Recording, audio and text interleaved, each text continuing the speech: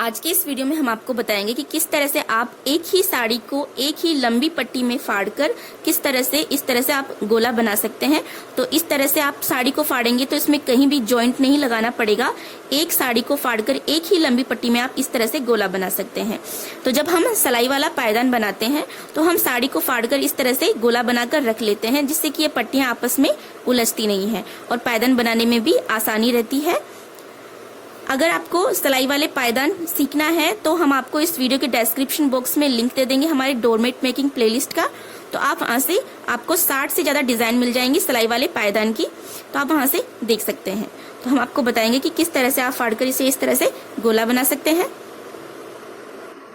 तो देखिए, अगर आपके पास इस तरह की साड़ी है तो आप 1 इंची चौड़ी कपड़े की पट्टी कट करें, और अगर आपके पास इससे पतला कपड़ा हो यानी कि पतला कपड़ा हो साड़ी का तो आप 1.5 इंची चौड़ी कपड़े की पट्टी कट करें। तो 1 इंची चौड़ी कपड़े की पट्टी कट करते हैं तो वो काफी होती है आपको पायदान बनाने के लिए, और उससे इस तरह की जो 6 नंबर सिलाई होती है उसमें बुनना भी आपको आसान होता है। अगर आप ज्यादा मोटी पट्टी कट करते हैं, ज्यादा चौड़ी पट्टी कट करेंगे तो पायदान बनाने में मुश्किल होगी और इस सिलाई में से फंदों को निकालने में भी आपको परेशानी होगी। तो ये देखिए, यहाँ से हम आपको कट करना स्टार्ट करना बताते हैं। तो ये देखिए, ये साड़ी की किनारी है तो ये थोड़ी मोटी होती है। तो अगर आप 1 इंची चौड़ी कपड़े की पट्टी कट करते हैं तो ये जो किनारी है इसे आप इसके पास से ही कट कर लें इस तरह से। तो इस तरह से आप 1 इंची चौड़ी कपड़े की पट्टी कट करेंगे तो ये इसकी मोटाई उसके बिल्कुल बराबर से रहेगी। तो ये किनारी हम इसके पास से ही कट कर लेते हैं। तो देखिए, आप इसे यहाँ से इस तरह से फाड़ना स्टार्ट करें साड़ी को, और इसी तरह से फाड़ते हुए हम दूसरे साइड चले जाएंगे साड़ी के।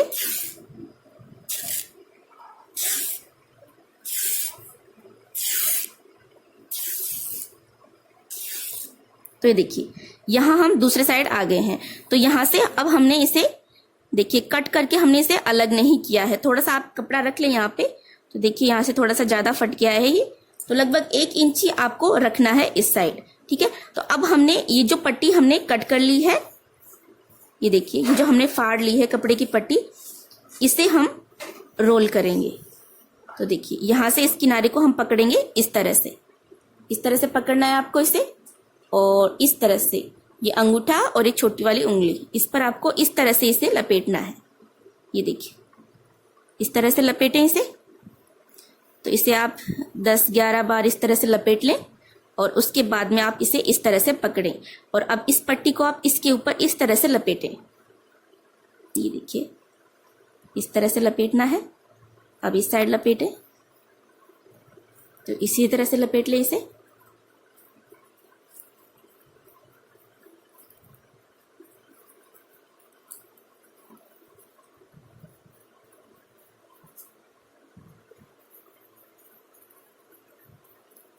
तो देखिए, जितना आप एक बार फाड़ लें कपड़े की पट्टी तो उसे इस तरह से लपेट लें जिससे कि आपस में उलझेंगी नहीं।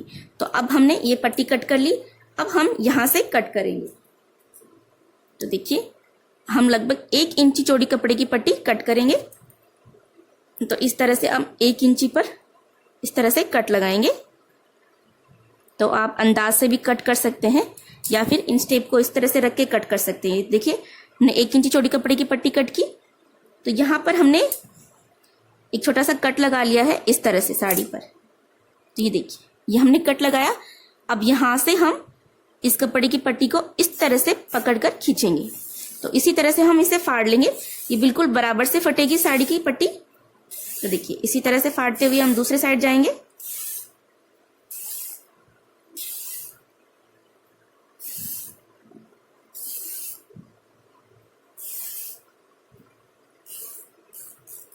तो ये देखिए, यहां पर आ गए हैं। तो अब देखिए, लगभग इतना कपड़ा आपको रखना है इस तरह से, जिससे कि ये इस तरह से फट के अलग नहीं होगी कपड़े की पट्टी। तो इतना फाड़ने के बाद में आप इसे यहां से छोड़ दें, और जो पट्टी आपने फाड़ ली है इसे आप इस तरह से लपेट लें। ये देखिए, इस तरह से लपेटें, और इतना लपेटने के बाद अब आप इसको इस तरह से लपेटें, इस तरह से।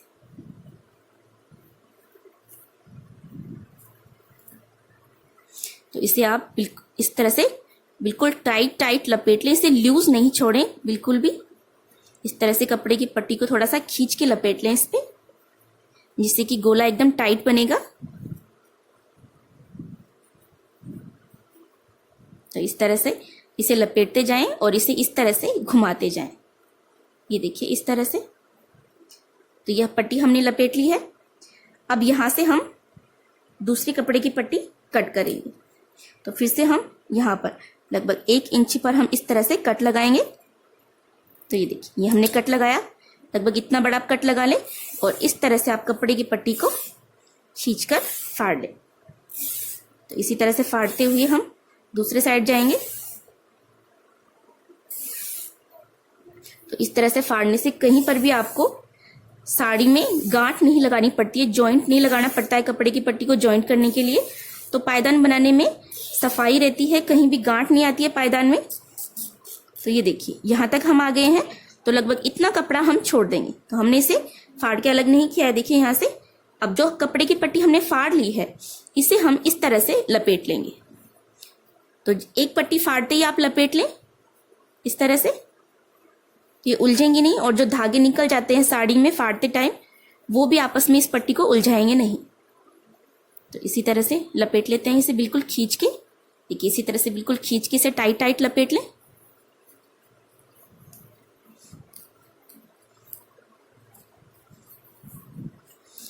इसे आप गोले को इस तरह से घुमाते जाएं और कपड़े की पट्टी को लपेटते जाएं। थोड़ा सा घुमाएं फिर लपेटें, फिर थोड़ा सा घुमाएं और फिर लपेट लें, फिर घुमाएं फिर लपेट लें।